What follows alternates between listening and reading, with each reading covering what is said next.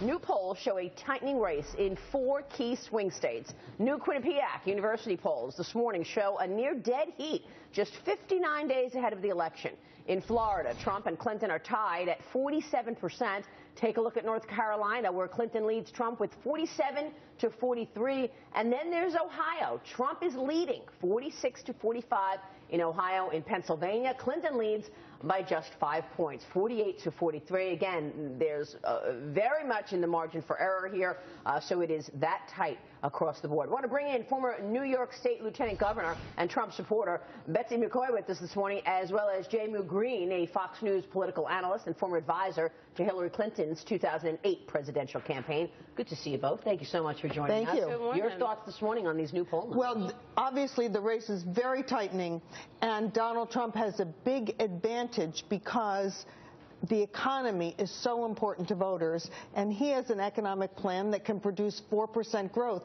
The Obama-Clinton economy is sputtering along at 1.2% growth, and Mrs. Clinton's economic plan has no growth in it. It's a recession plan. She's crisscrossing the country, telling people, wagging her finger, that she's going to raise corporate tax rates. But that will, in fact, mean, and this is a quote directly from the Federal Reserve, raising corporate tax rates will result in substantially lower wages and income. Americans want a raise. They want more take-home pay, and that's what the Donald Trump plan will promote. Tax cuts, regulatory relief, unfettered energy growth, more economic growth. What about that, Jaymu? I mean, Hillary Clinton has talked about raising taxes and has talked about holding business to account by building on Obama's policies. Is that resonating with people, or is she falling back in the polls these last 2 weeks because Donald Trump is simply doing better? Look, certainly the polls are tightening up, but we've heard from the Clinton campaign all along that they knew that this would happen, and regardless of if they were ahead by many points or just a few, they were going to be running as if they were from behind. Now, as it relates to an economy plan, a plan to, make sure that the economy keeps going strong, you've got Hillary Clinton, who's put out something like 100,000 words in policy positions, and Donald Trump with a lot of empty words. She's very specific about making sure that we have universal access to broadband by 2020. She's very specific about how she's going to help small businesses.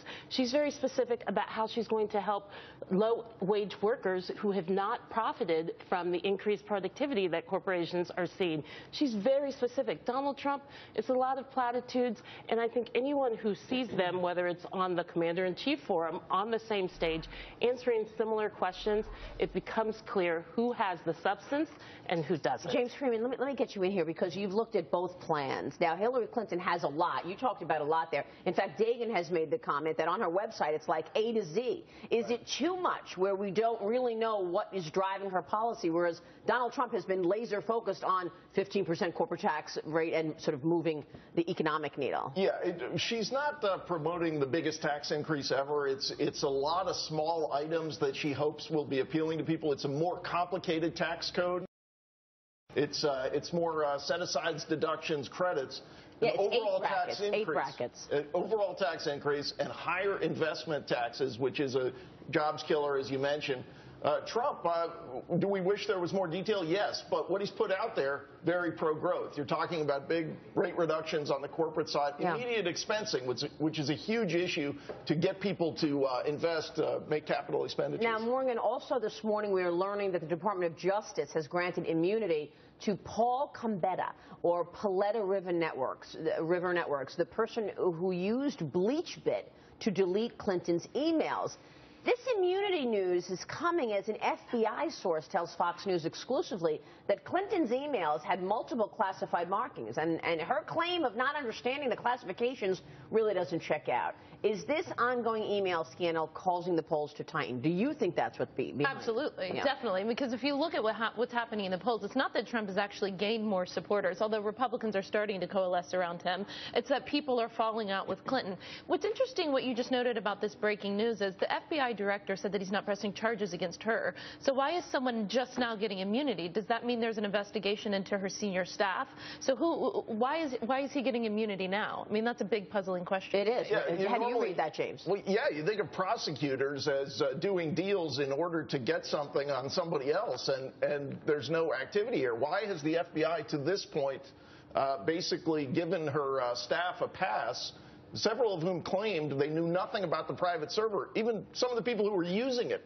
Right. So That's right, but let's remember that Mrs. Clinton told the FBI that she couldn't remember whether she had ever been briefed on how to protect classified information, and she failed to get her staff, her aides, trained in how to protect classified information, despite the State Department requirements that she do so. It disqualifies her from being president. A president is briefed every day on top secrets. How can we be confident she'd keep them? It is out there, Jamie. How do you see all of this? Look, I think the person whose voice is most important in this conversation is Director Comey, someone who had the utmost respect from every single Republican until the decision came out. He could not have been lauded more. And he even has sent out now another memo communicating very clearly that this was not a cliffhanger, again, that it was a unanimous decision, and has used words that you don't usually see coming from a director of the FBI, saying that all of this stuff, what Betsy is talking about and that's out there, is baloney. And the campaign, though, the Clinton campaign, surrounded by a second investigation at the Clinton Foundation. Four-time presidential candidate Ralph Nader spoke about the foundation yesterday. Listen to this. Got to get your reaction. Anything illegal in what you've seen so far by the Hillary Foundation, by the Clinton Foundation? Not in a documented sense, but it's so unethical, so unsavory, so seamy that ought to be a serious indictment itself. Could the Clinton Foundation investigation end in an indictment for Hillary Clinton? Ralph Nader? We're really listening to Ralph Nader in 2016? Okay. There's only one foundation of one of our presidential candidates who has been found guilty and fined for an illegal contribution, and that's not Hillary Clinton or President Clinton's foundation. But you have that's Donald Trump to admit Foundation. the noise or the activity around the Clinton Foundation does not look good, given the fact that she did some deals with Russia, with the Saudis, with African countries, and then her foundation got hundreds of millions of dollars. And she Just last week, they got an A rating from Charity Watch, which is very clear. When you have something like 75% of the children the planet in the world who get AIDS, HIV medication, getting that through the Clinton Foundation, that's exactly the public-private independent sector partnership that we should be applauding. Instead, we are trying to rip apart this foundation when Donald Trump's foundation broke the law. It is rife with conflict. Yeah, the question is why they have to get it through the Clinton Foundation. To believe this is anything more than the Clintons setting themselves up as a middleman, you have to think that all of these big, wealthy countries have no idea how to get aid to poor countries without routing it through the Clinton Foundation in New York. It's just absolutely false. We know why the money is going there. We know why the Clintons are getting their cut. It is influence. That's right. And paying for access to the U.S. government. Right. And amazingly, when Mrs. Clinton came before the Senate Foreign Relations Committee to be confirmed as Secretary of State, senators from both parties expressed their concern that it might look like she was selling influence or turning the State Department into a cash machine for her foundation if she took contributions from foreign entities, companies, individuals, governments while she was Secretary of State. They asked her not to do it, she refused. They asked her to disclose it, she refused. They asked her to disclose it. It was obvious, even before she was confirmed, that she was going to use her position in government to raise a lot of money for her foundation. You have to believe this is beginning to resonate, and it's why the polls have tightened. Well, I certainly think if you look at how much attention we have paid in the media to Clinton Foundation issues versus, again, the Trump Foundation, which actually broke the law. I don't see a lot of Clinton Foundation in the media, to be honest. I see it in the Wall Street Journal. I see it on Fox. I don't see it largely out there in the mainstream media in the Clinton Foundation. I do hear the Trump Foundation comments on CNN and others. I think we have to point to the fact that the independent arbitrators, the ones who look at foundations and say, are you doing the work that people are investing in you to do?